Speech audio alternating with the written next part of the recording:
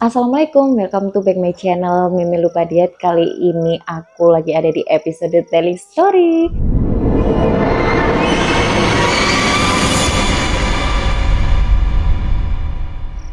Nah, aku terima kasih banyak buat kalian yang udah mampir ke channel aku, dan ini aku mau telling story yang menurut aku wajib banget aku sampein. Ini mungkin aku ingin berbagi cerita. Ini benar-benar cerita yang fakta ya. Jadi di sini aku mau cerita dari narasumber aku, sebut aja si Dinda. Nah, si Dinda ini dia pernah mengalami kisah-kisah yang menurut aku itu patut banget aku ceritakan, aku telling storyin lagi, karena ini menurut aku ceritanya nih seru banget. Si Dinda ini mengalami sesuatu yang menurut aku tuh sesuatunya itu hampir sering itu kayak ya berbau-bau mistis gitu ya guys. Dan ini dia dialamin mulai dari dia SD sampai dia sekarang menginjak jadi anak mahasiswa. Oke guys, ini dia kisahnya.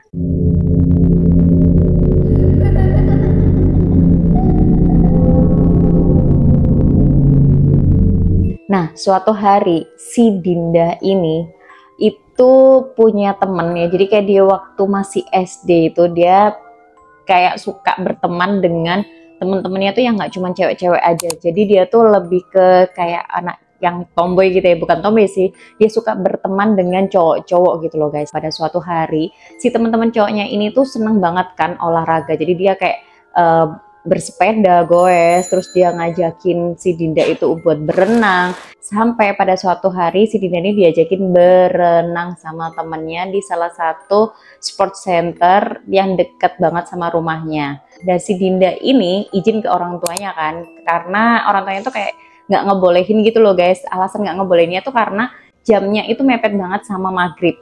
Jadi si Dinda ini kayak bingung mau ikut nggak ya, sampai akhirnya dia ngerengek ke orang tuanya buat pingin ikut berenang bersama teman-temannya. Alhasil langsung singkat ceritanya adalah si Dinda ini ikut dan diantar sama orang tuanya dengan perjanjian dia harus datang atau nyampe rumah sebelum maghrib. Tapi karena si Dindanya itu kayak ya gimana ya Ma, bisa nggak ya, soalnya baru start mulai berenangnya itu jam 3 sore guys, belum ribet-ribetnya, belum ngumpulnya, belum cerita-cerita sama temennya dan lain sebagainya. Itu kemungkinan kan sampai rumah itu pas maghrib atau pas sesudah maghribnya. Singkat ceritanya itu si Dinda ternyata nggak dijemput sama orang tuanya, jadi orang tuanya itu nggak bisa jemput Dinda. Alhasil si Dinda itu bilang sama teman-temannya nih kalau dia ini pingin nebeng lah. Nah, temen-temennya bilang, wah kalau nebeng tuh kayaknya kamu naik sepeda sendiri aja Din. Akhirnya si Dinda ini dipinjemin lah sepeda sama temennya. Sepedanya itu sepeda goes ya guys, karena mereka masih kelas 6 SD. Jadi tempat renangnya itu memang nggak terlalu jauh dari tempat rumahnya si Dinda, tapi juga nggak terlalu deket. Jadi kalau ditinjau pakai sepeda gitu tuh masih memungkinkan sih, walaupun emang agak sedikit pegel ya, lumayan lah gitu. Cuman temen-temennya karena cowok-cowok semua, ada sih beberapa teman perempuannya tapi udah pulang duluan, dan si Dinda ini bareng sama teman-teman cowoknya. Sebelah tempat sport center itu ada kayak satu bangunan, dan setelah bangunannya itu emang ada rumah sakit guys, dan rumah sakitnya itu dia emang udah lama banget.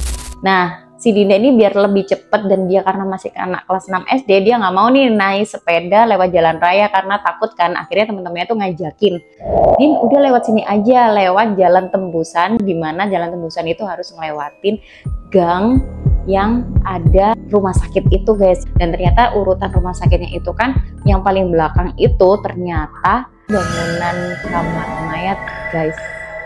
Tapi karena si Dinda ini nggak ngerti ya, karena dia waktu itu masih kecil dan merasa teman-temannya ngajak ke situ tuh rame-rame, jadi dia oke aja di lewat situ. Tapi berhubung karena si Dinda ini perempuan sendiri, menggoes sendiri, dia tidak diboncengin, dia sendirian.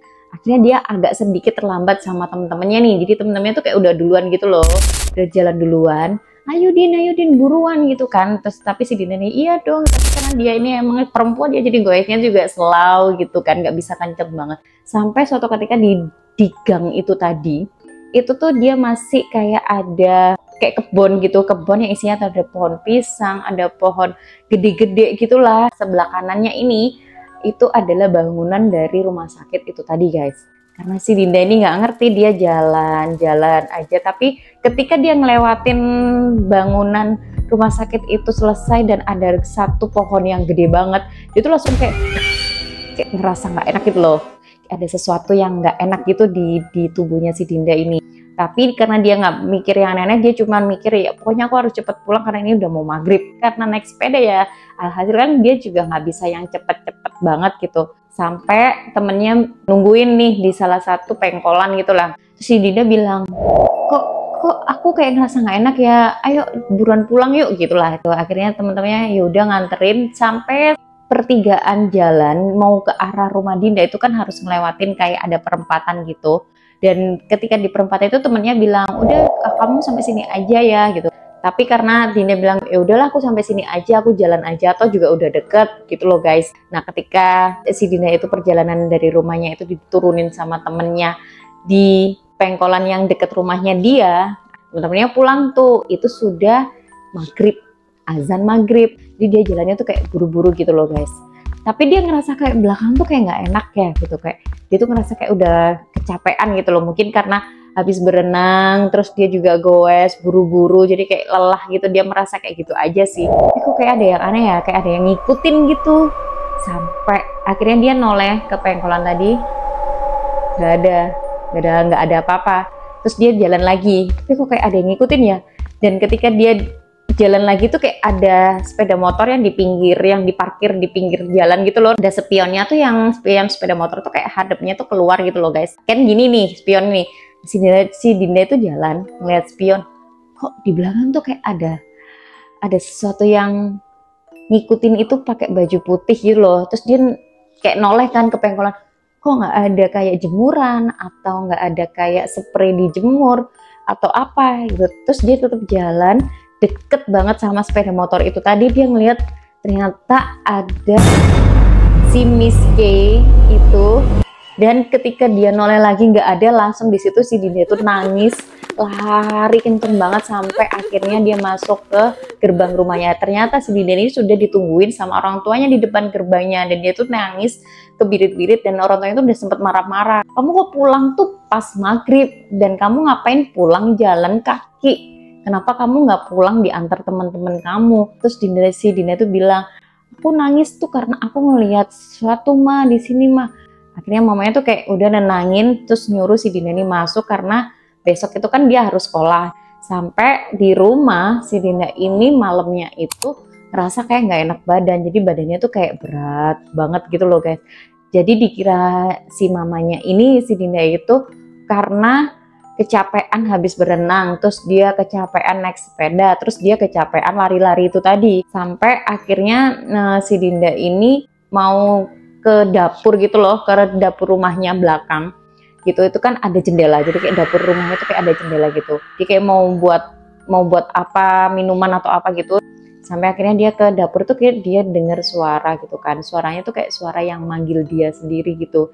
Dinda, Dinda gitu. Namanya si Dinda ini memang dari kecil tuh sudah terbiasa dengan hal-hal kayak gitu. Jadi Dinda tuh orangnya tuh ya udah ditanemin dari orang tuanya tuh kayak, kamu gak usah takut, kamu harus lihat wujudnya kalau bisa emang itu bener atau enggak gitu. Jadi kayak dia emang anaknya berani aja. Terus dia ngintip di jendela, gak ada guys. Sampai akhirnya dia manggil Dinda lebih kenceng lagi, diintip lagi, gak ada guys. Akhirnya dia balik nih ke kamar. Nah dia tidur nih bareng sama adiknya di kamar tengahnya dia nih katanya. Nah kamar tengahnya dia ini posisinya itu juga sejajar sama si dapurnya itu. Jadi kamarnya itu juga ada jendelanya yang ngebuka keluar ke gangnya gitu loh, gang lompongannya dia. Jadi rumah Dinda itu ada salah satu kayak area, atau dia tuh memang sengaja dikosongin itu buat parkiran sepeda motor dan juga dibuat laundry room gitu loh guys. Singkat ceritanya si Dinda ini semakin kenceng banget nih panggilannya, Dinda, Dinda, Dinda. Dikira temennya karena yang manggil tuh cowok tuh kenceng banget. Dinda mikir jangan-jangan temenku nih, ada apa nih gitu kan. Terus dibukain jendelanya, gak ada lagi nih guys di kamar. Ketika pas waktu suara itu udah kenceng banget, ngebuat si Dinda ini bener-bener kayak gak kuat banget. Ini apa sih, ini siapa sih? Akhirnya dibuka. Ketika dia noleh, dan ternyata ada wujud laki-laki yang dia itu seumurannya si Dinda itu, anak-anak, tapi mukanya itu sudah hancur banget gitu loh.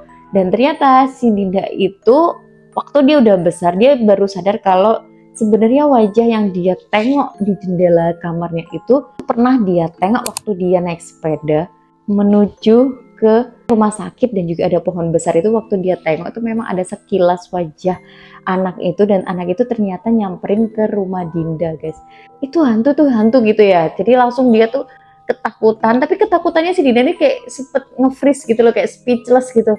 Itu apa gitu ya. Akhirnya dia nutup jendelanya, dia lari ke mamanya, dia bilang sama mamanya, dia ceritain semua, dia nangis-nangis, dan akhirnya mamanya sama papanya bilang kalau Dinda ini memang digangguin atau diikutin si laki-laki itu tadi yang di deket pohon itu, guys. Singkat cerita, besoknya Dinda mau berangkat sekolah, si Dinda ini nggak jadi sekolah karena dia demam. Sampai singkat cerita, si Dinda ini bener-bener ketika dia demam itu dia tuh kayak sudah menceritakan yang nggak bener gitu loh, maksudnya udah aneh, anaknya tuh udah aneh banget. Akhirnya si bapaknya Dinda ini manggillah orang yang dipercaya sama keluarganya, sebut saja Ki Joko. Dan Ki Joko ini memang orangnya bisa melihat hal-hal kayak gitu, guys. Ketika Ki Joko itu datang ke rumah si Dinda ini ditanyain dan disuruh jujur sejujur-jujurnya, karena sebenarnya si Dinda ini nggak cerita jujur sama orang tuanya. Dia tuh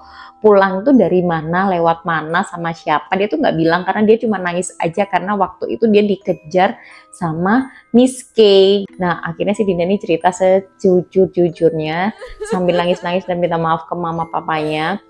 Sampai akhirnya si Dinda bilang, iya aku kemarin lewat gang yang gangnya itu perbatasan antara rumah sakit dan juga ada pohon gede di sana.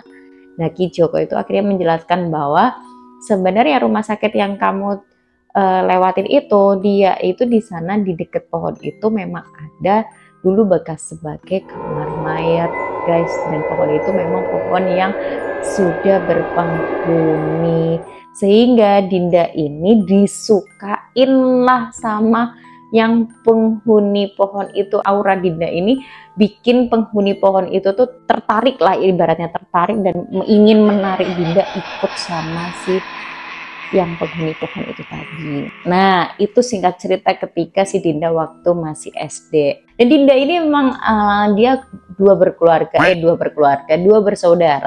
dan itu perempuan semua. Jadi Dinda ini punya adik, sebut aja si adik ini namanya Nina. Nah, si Nina ini pun